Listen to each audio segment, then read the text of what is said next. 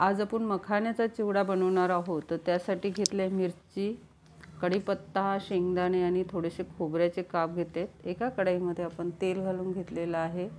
त्याच्यामध्ये आपण घालतोय शेंगदाणे तळून घेण्यासाठी। तर ते तळून घ्यायचे, त्याच्यामुळे ते मस्त खरपूस लागतात।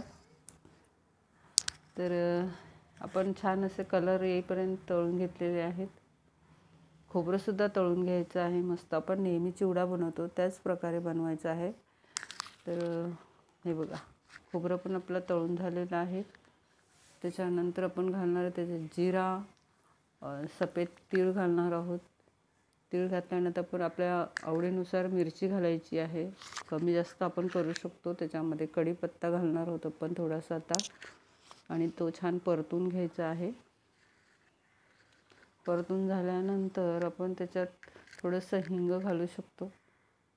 आणि आता आपण तळून घेतलेलं सर्व साहित्य त्याच्यात घालून घ्या आणि थोडंसं मीठ पण घालून घ्या। तुमच्या चवीनुसार मीठ घालायचं आहे। याच्यात कुठलाही पदार्थ कमी जास्त झाला तरी हरकत नाही, फक्त मीठ मात्र प्रमाणात घाला।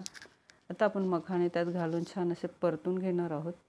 मस्त कुरकुरीत होईपर्यंत परतवून घ्यायचे आहे। आणि परतवून झाल्यानंतर आपला चिवडा एकदम रेडी होतो। तुम्ही एका छान काचेच्या बाटलीत भरून ठेवा, छान तो कुरकुरीतच राहतो, बरेच दिवस टिकतो हा चिवडा। तर तुम्ही नक्की करून बघा।